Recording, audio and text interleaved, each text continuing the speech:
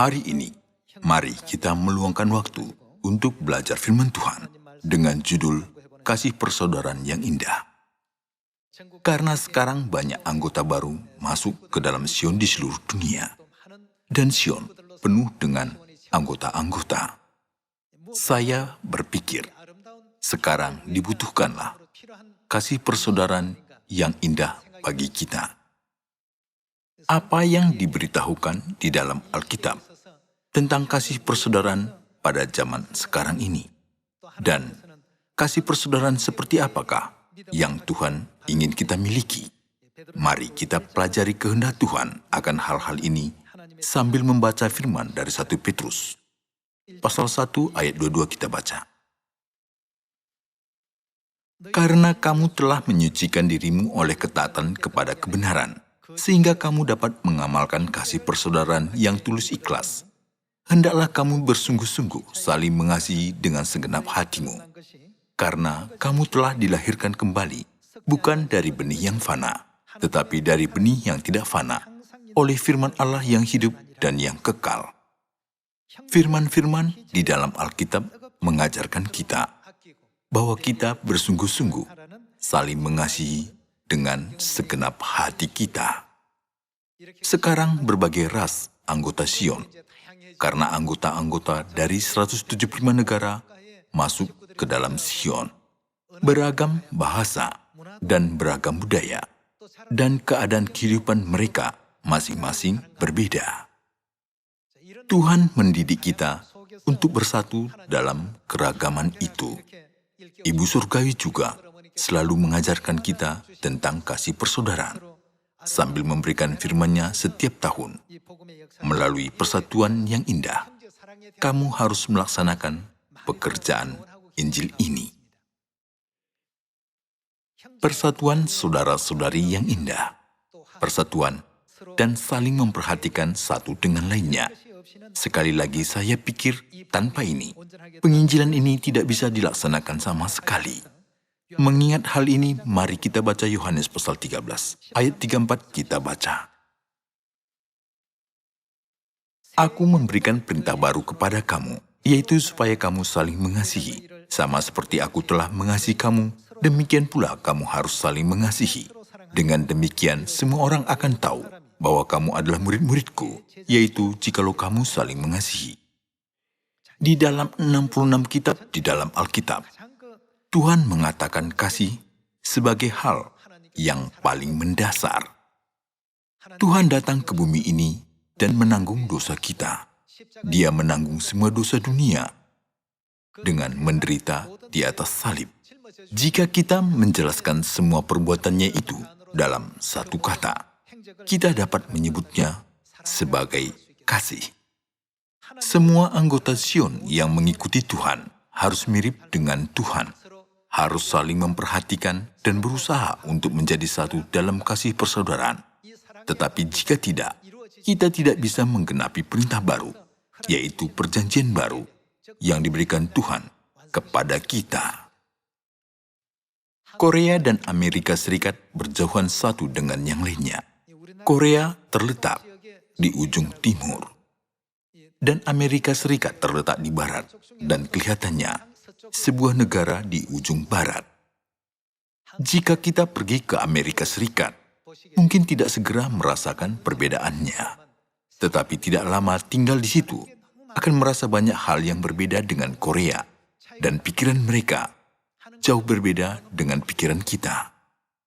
Di buku-buku Korea, kesimpulannya ada di bagian mana?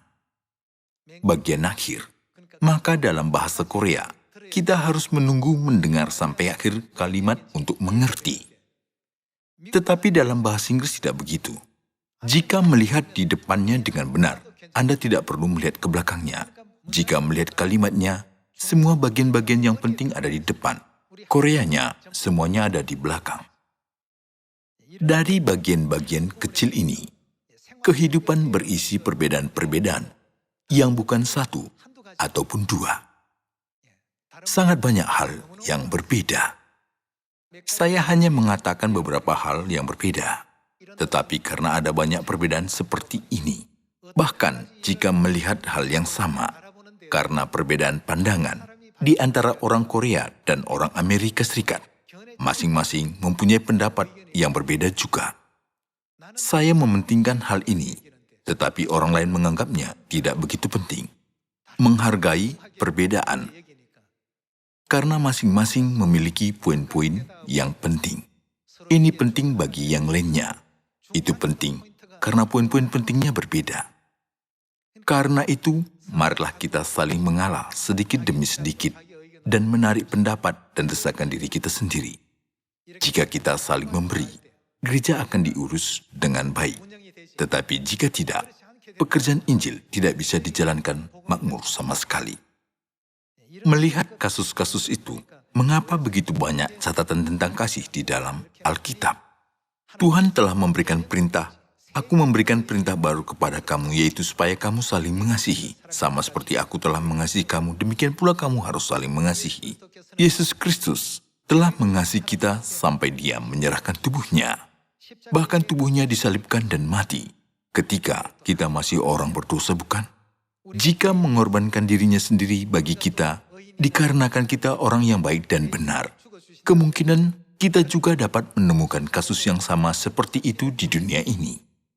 Tetapi ketika kita masih orang berdosa dan orang jahat, Tuhan datang ke bumi ini untuk menyelamatkan orang yang berdosa.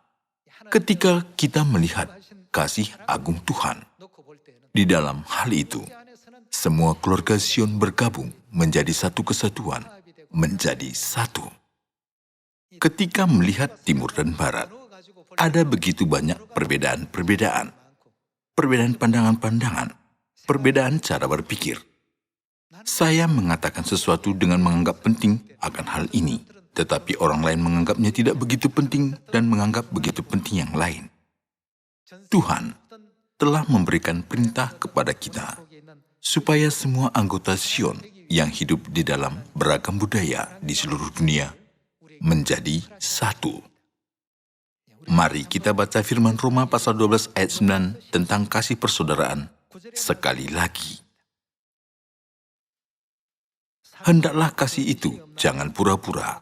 Jauhilah yang jahat dan lakukanlah yang baik. Hendaklah kamu saling mengasihi sebagai saudara dan saling melakukan apa? Saling mendahului dalam memberi hormat. Ayat 11 kita baca, "Janganlah hendaknya kerajinanmu kendor. Biarlah rohmu menyala-nyala dan layanilah Tuhan. Bersukacitalah dalam pengharapan, sabarlah dalam kesesakan, dan bertekunlah dalam doa. Bantulah dalam kekurangan orang-orang kudus, dan usahakanlah dirimu untuk selalu memberikan tumpangan." Perintah ini juga diberikan oleh Tuhan sama seperti firman di dalam Yohanes pasal 13. Ketika kita berkata perintah, kita mengira semua hal ini sebagai memelihara Sabat dan Paskah sebagai perintah. Tetapi semua firman di dalam Alkitab adalah perintah Tuhan.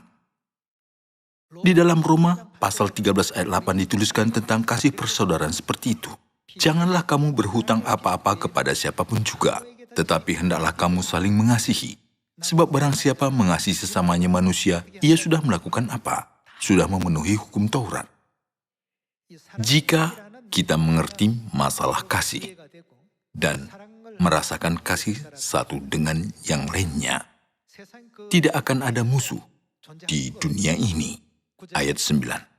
Karena firman, "Jangan berzina, jangan membunuh, jangan mencuri, jangan mengingini," dan firman lain manapun juga, sudah tersimpul dalam firman ini, yaitu, "Kasihilah sesamamu manusia seperti dirimu sendiri." Kalau kita memiliki isi dari kasih, kita tidak akan membunuh, mencuri, mengingini, dan mencari-cari keuntungan sendiri. Itu bermaksud tidak menyakiti orang lain, tidak mengambil keuntungan sendiri, atau tak satu pun dari hal-hal itu akan terjadi. Semua perintah-perintah di dalam kasih, secara khususnya itu mengandung semuanya. Ayat 10. Kasih tidak berbuat jahat terhadap sesama manusia, karena itu kasih adalah apa? Adalah kegenapan hukum Taurat. Untuk menggenapi sepenuhnya hukum yang telah diberikan Tuhan kepada manusia, Dia berfirman, unsur dasar yang paling dibutuhkan adalah ini. Gereja yang memiliki banyak kasih melaksanakan penginjilan dengan makmur. Gereja itu suasananya hangat, Tuhan menyertai gereja itu. Dan anggota-anggota gereja itu mengorbankan diri untuk anggota lain. Ada kesabaran untuk bertahan walaupun ada berbagai kesulitan. Tetapi di tempat di mana tidak ada kasih, ketidaknyamanan diri sendiri, penderitaan, mereka hanya membicarakan kesakitan mereka. Betapa susahnya dia, betapa sakitnya dia. Semua masalah-masalah ini menjadi masalah di belakang mereka. Jadi hari ini, Tuhan berkata kepada semua anak-anak Sion melalui Alkitab, kasih tidak berbuat jahat terhadap sesama manusia.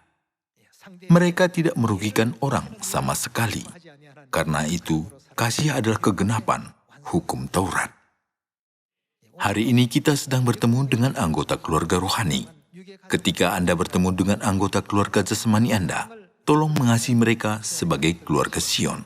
Di dalam gereja, kasih harus berkembang. Kasih harus dipraktikkan. Mari kita lihat ajaran Tuhan di 1 Korintus pasal 13 ayat 1. Sekalipun aku dapat berkata-kata dengan semua bahasa manusia dan bahasa malaikat, tetapi jika aku tidak mempunyai kasih, aku sama dengan gong yang berkumandang dan canang yang bergemerincing. Itu berarti tidak ada gunanya walaupun dia berkata sesuatu. Dikatakan bahwa sekalipun kita dapat berkata-kata dengan semua bahasa manusia dan bahasa malaikat, tetapi jika kita tidak mempunyai kasih, kemampuan itu tidak berguna, dan kita sama dengan gong yang berkumandang dan canang yang gemerincing.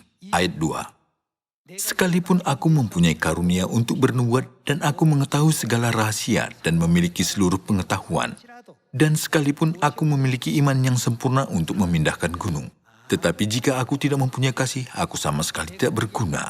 Dan sekalipun aku membagi-bagikan segala sesuatu yang ada padaku, bahkan menyerahkan tubuhku untuk dibakar, tetapi jika aku tidak mempunyai kasih, sedikit pun tidak ada faedahnya bagiku. Kasih itu sabar, kasih itu murah hati, ia tidak cemburu, ia tidak memegahkan diri dan tidak sombong. Ia tidak melakukan yang tidak sopan dan tidak mencari keuntungan diri sendiri. Ia tidak pemarah dan tidak menyimpan kesalahan orang lain. Ia tidak bersukacita karena ketidakadilan, tetapi karena kebenaran. Ia menutupi segala sesuatu, percaya segala sesuatu, mengharapkan segala sesuatu, dan sabar menanggung segala sesuatu. Tuhan telah menjabarkan satu persatu sifat kasih yang Tuhan ingin kita lakukan sebagai umat surgawi. Maka melalui semua firman yang sedang kita baca, kita tahu bahwa saling mengasihi dan bersatu adalah kehendak Tuhan. Mari kita baca Galatia pasal 5 ayat 13. Saudara-saudara, memang kamu telah dipanggil untuk merdeka, tetapi janganlah kamu mempergunakan kemerdekaan itu sebagai kesempatan untuk kehidupan di dalam dosa, melainkan melakukan apa? Kasih yang diajarkan Tuhan tidaklah untuk menguasai orang lain, tetapi merendahkan diri, menjadi satu, dan melayani seorang akan yang lain oleh kasih. Sebab seluruh hukum Taurat tercakup dalam satu firman ini, yaitu kasihilah sesamamu manusia seperti dirimu sendiri. Tetapi jikalau kamu saling menggigit dan saling menelan, awaslah, supaya jangan kamu saling membinasakan. Di sini juga, jika kita menempatkan semua firman yang telah diberikan, itu bermaksud untuk saling mengasihi, bukan? Mari kita baca Efesus pasal 5 ayat 1. Sebab itu, jadilah penurut-penurut Allah, seperti anak-anak yang kekasih, dan hiduplah di dalam kasih, sebagaimana Kristus Yesus juga telah mengasihi kamu. Bagaimana Tuhan telah mengasihi kita? Dari surga ke dunia ini, kita tidak punya pilihan selain daripada mati. Kitalah pendosa di surga yang tidak punya pilihan yang telah dilemparkan. Tuhan mengasihani para pendosa dan datang ke bumi ini. Tuhan telah menanggung dosa-dosa kita tanpa keraguan dan tidak menolak dikorbankan di atas salib. Bukankah Dia menghabiskan seluruh hidupnya memikul dosa-dosa kita? Dan hiduplah di dalam kasih, sebagaimana Kristus Yesus juga telah mengasihi kamu dan telah menyerahkan dirinya untuk kita sebagai persembahan dan korban yang harum bagi Allah. Tetapi percabulan dan rupa-rupa kecemaran atau keserakahan disebut saja pun jangan di antara kamu, sebagaimana sepatutnya bagi orang-orang kudus. Demikian juga perkataan yang kotor, yang kosong atau yang sembrono, karena hal-hal ini tidak pantas, tetapi sebaliknya ucapkanlah syukur. Karena ingatlah ini baik-baik, tidak ada orang sundal, orang cemar atau orang serakah, artinya penyembah berhala, yang mendapat bagian di dalam kerajaan Kristus dan Allah. Janganlah kamu disesatkan orang dengan kata-kata yang hampa, karena hal-hal yang demikian mendatangkan murka Allah atas orang-orang durhaka. Sebab itu janganlah kamu berkawan dengan mereka. Memang dahulu kamu adalah kegelapan, tetapi sekarang kamu adalah terang di dalam Tuhan. Sebab itu hiduplah sebagai anak-anak terang. Anak-anak terang harus berada di dalam kasih. Kita harus satu dan bersatu di dalam kasih. Semua ini dimungkinkan karena kita menjadi penurut siapa? Efesus pasal 5 ayat 1 mengatakan, sebab itu jadilah penurut-penurut Allah seperti anak-anak yang kekasih. Marilah kita menjadi orang yang mempraktekkan bagaimana kehidupan yang telah Tuhan teladankan kepada kita. Sifat, kebajikan, dan gaya hidup yang sudah kita biasakan telah berasal dari apa yang telah kita pelajari di dunia ini. Kita telah belajar apa yang berlawanan dengan apa yang berasal dari Tuhan. Tetapi dari sekarang, seperti firman yang diberikannya hari ini, kita harus memiliki iman untuk mengasihi siapa saja yang kita temui, dan semua orang dunia ini, dan harus mengasihi saudara-saudari kita. Dan harus didengar oleh siapa saja yang melihat kita. Orang ini penuh kasih karena ikut gereja Tuhan. Penuh perhatian. Jika kita melakukan seperti itu, perbuatan kita dan iman kita sebagai anak-anak Tuhan akan menjadi teladan yang baik bagi masyarakat ini, bukan? Tidak apa-apa kita sedikit merugi hal-hal duniawi, tetapi jangan merugi hal-hal surgawi. Mari kita saling mengasihi dengan segenap hati kita dan melakukan perintah Tuhan ini, supaya berkat-berkat surgawi berlimpah-limpah. Mari kita baca bersama Kolose pasal 3 ayat 12. Karena itu, sebagai orang-orang pilihan Allah yang dikuduskan dan dikasihinya, kenalkanlah belas kasihan, kemurahan, kerendahan hati, kelemah lembutan, dan kesabaran. Sabarlah kamu seorang terhadap yang lain, dan ampunilah seorang akan yang lain apabila yang seorang menaruh dendam terhadap yang lain. Sama seperti Tuhan telah mengampuni kamu, kamu perbuat jugalah demikian. Dan di atas semuanya itu kenakanlah apa? Kenakanlah kasih. Jika kita berkata, aku mengampuni seseorang, tidak boleh menahan apapun, tetapi harus mengampuni segalanya, dan di atas itu semua mengenakan kasih. Sebagai pengikat yang mempersatukan dan menyempurnakan.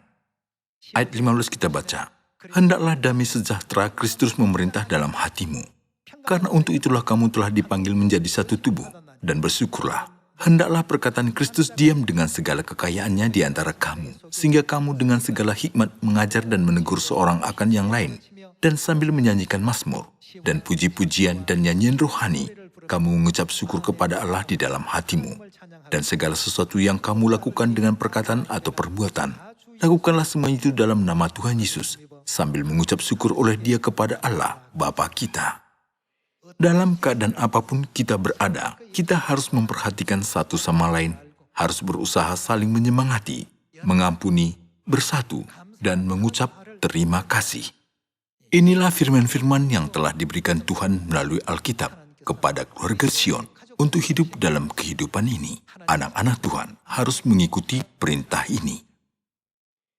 Hidup seperti itu adalah norma kehidupan keluarga rohani surgawi. Namun demikian, ketika memelihara perintah-perintah Tuhan, ada hal-hal yang tidak masuk akal, hal-hal yang merugikan. Semua hal-hal ini mematuhi perintah-perintah Tuhan. Untuk semuanya itu, Tuhan memberkati 1.000 atau 10.000 kali lipat. Mari kita lihat Ayub. Ayub benar-benar hidup setia pada Tuhan dan menuruti kehendak Tuhan. Walaupun dia dicobai oleh karena halangan dan hujatan setan si jahat, dia tetap memelihara kemurnian pada Tuhan sampai akhir. Lalu pada akhirnya, Tuhan memulihkan semua hal yang telah hilang dan memberkatinya 2 kali lebih banyak dari sebelumnya. Kita bisa mempelajari semua ini dari kitab Ayub. Walaupun kita dianggap sebagai orang bodoh di atas bumi ini, karena berbuat seperti itu, kita akan diakui Tuhan dan malaikat-malaikat bahwa kita benar-benar bertobat. Tuhan akan menjadikan kita orang yang menerima berkat yang terbaik jika kita kembali ke surga. Walaupun sekarang kita belum mencapai tahap itu, kita harus terus berjuang dan lebih berusaha. Bukankah kita harus melakukannya? Karena itu firman dan perintah Tuhan. Saya harap kita semua menjadi anak-anak surgawi yang bisa menjernihkan dunia sebagai terang dan garam dunia dengan berbuat demikian. Mari kita baca 1 Yohanes pasal 2 ayat 8. Namun perintah baru juga yang kutuliskan kepada kamu telah ternyata benar di dalam dia dan di dalam kamu. Sebab kegelapan sedang lenyap dan terang yang benar telah bercahaya. Barang siapa berkata bahwa ia berada di dalam terang, tetapi ia membenci saudaranya, ia berada di dalam kegelapan sampai sekarang.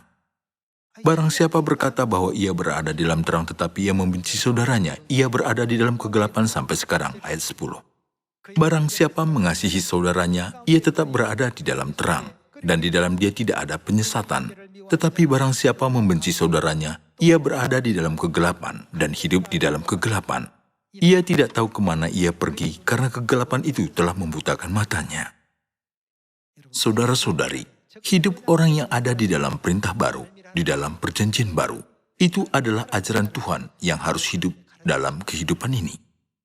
Orang-orang lain marah jika mereka mau marah, tetapi kita harus mengasihi karena memerintahkannya. Betapa sulitnya itu. Kita sedang menuju ke kerajaan surga sambil memikul salib kita sendiri. Jadi mari kita tetap bersyukur dan memperhatikan satu sama lainnya, walaupun berada dalam keadaan itu. Orang-orang yang tidak percaya sering memuji kita dan berkata, di dalam gereja Tuhan ada banyak ajaran-ajaran dan doktrin-doktrin yang berbeda dengan dunia. Mereka tidak mengetahui tentang itu, tetapi semua orang melihatnya baik dan bagus. Mereka adalah orang baik, dapat dilihat dari wajah mereka dan bukti dari perbuatan mereka. Saya sering mendengar perkataan ini dari tetangga-tetangga. Bukan hanya di Korea, tetapi juga di negeri-negeri lain. Di mana saja, di seluruh dunia, gereja Tuhan didirikan, daerah itu benar-benar bersinar dan terang. Kita perlu melakukan ajaran-ajaran Tuhan ini. Jika kita melakukannya sekali hari ini, akan melakukannya 2 kali besok, dan 3 kali lusa. Semua anak-anak Sion berubah hari demi hari sebagai anak-anak terang. Tuhan telah meninggalkan tahtanya dan datang ke bumi ini karena mengasihi kita. Tuhan menanggung dosa kita dan menderita kesakitan di atas salib sebagai ganti kita. Kita anak-anak Sion juga harus mengikuti teladannya yang telah menunjukkan kasihnya kepada kita. Saya pernah mengatakan cerita ini. Seorang atasan yang sikapnya sedikit buruk memaksa seorang saudara kita minum minuman keras pada waktu makan bersama. Saudara itu menolaknya. Saya tidak minum ini karena saya orang Kristen. Karena dia tidak mendengarkan perintah atasannya itu, akibatnya dipukul. Betapa tidak adil dan tidak pantas. Itu terjadi bukan karena dia berbuat sesuatu yang salah. Dia tidak bisa tahan duduk di situ lagi, pulang ke rumah dan memikirkannya. Apa aku harus terus bekerja di perusahaan ini? Dia ingin segera menyerahkan surat pengunduran dirinya. Tetapi di sisi lain, dia mengingat ajaran dari Tuhan dan mempertimbangkannya. Yesus pasti lebih sakit dan sedih daripada aku ketika dia disalibkan secara tidak adil. Aku seorang Kristen, apakah benar bersikap begini hanya karena aku dipukul? Dia tidak bekerja beberapa hari dan menemukan kesimpulan itu. Sementara itu, perusahaan membentuk komite disiplin berurusan dengan atasan tersebut. Dia menyerang bawahannya, dan dia hampir kehilangan pekerjaannya karena melakukan kekerasan dengan salah satu bawahannya. Sesudah saudara kita tahu kabar itu, dia pergi bekerja dan berusaha untuk atasannya supaya jangan dipecat. Itu bukanlah sikap yang benar untuk seorang bawahan menolak perintah atasan. Jadi jika ada kesalahan, sayalah yang melakukan kesalahan, bukan dia. Saudara kita bertemu setiap anggota komite disiplin dan meminta mereka, tolong jangan memecatnya. Ini akan menjadi kerugian besar bagi perusahaan kita. Dia sangat kompeten. Akhirnya, atasan tersebut dimaafkan oleh komite disiplin dan bisa terus bekerja di sana. Atasan tersebut berpikir, apakah orang baik ini benar-benar ada di dunia? Wajar baginya untuk memarahi aku dan mengajukan tuntutan terhadap aku karena aku memukulnya. Tetapi dia berusaha banyak untuk mencegah aku dipecat. Jika itu aku adalah dia, apakah aku bisa melakukan seperti dia? Dia mencoba memahami bagaimana saudara kita mungkin melakukan itu. Akhirnya, dia mengetahui bahwa itu karena saudara kita mengikuti ajaran Tuhan. Meskipun dia tidak pergi ke gereja sebelumnya, dia akhirnya mengenal Tuhan. Karena saudara kita, hubungannya dengan Tuhan dimulai dari saat itu. Ada kesaksiannya ini. Bahkan jika kita lihat dalam kehidupan gereja dan kehidupan di masyarakat saat ini, ada banyak orang yang tidak tahan ketika mereka diperlakukan dengan sedikit tidak baik dan menghadapi keadaan yang sedikit tidak adil. Seberapa banyak Yesus diperlakukan secara tidak adil? Kita, orang berdosa, layak disalibkan. Tetapi Yesus yang tidak berdosa sedikit pun memikul salib karena kita dan menanggung semua ejekan dan cemoohan dari banyak orang. Bahkan dia diludahi, dipukuli dengan tinju mereka. Mendengarkan semua kata-kata hinaan jika kita memikirkan tentang penyalipannya di atas salib. Betapa jauh lebih menyakitkan daripada penderitaanku saat ini. Berpikir tentang Tuhan, dia sadar. Pada awalnya, saudara kita hanya memikirkan perilaku atasan itu tidak masuk akal dan menganggapnya tidak bisa ditoleransi. Memikirkan Yesus, dia menyadari bahwa tidak apa-apa dia dipukul, karena Yesus yang tidak berdosa sedikit pun sudah mengalami kesakitan yang parah itu. Atasan itu juga seorang yang memiliki hati nurani, bukan? Dia juga tahu perilakunya tidak adil dan tidak masuk akal.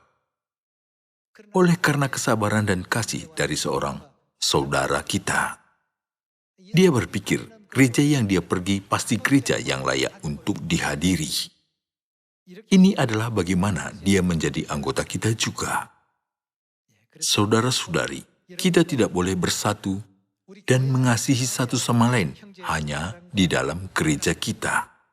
Bahkan di sekitar kita, masih ada banyak jiwa yang masih tidak mengenal kasih Kristus. Bagi mereka, kasih Tuhan yang kudus harus dipraktikkan. Tuhan telah memberikan hak kepada kita untuk kita mengasihi semua manusia. Bukankah orang yang memiliki banyak harus membagikannya? Di dalam gereja, di dalam rumah, dan di dalam keadaan apapun di dalam dunia ini. Mari kita membagi kasih Kristus kepada semua orang. Berharap semua menjadi putra-putri Tuhan yang baik. Saya menutup khotbah ini. Terima kasih.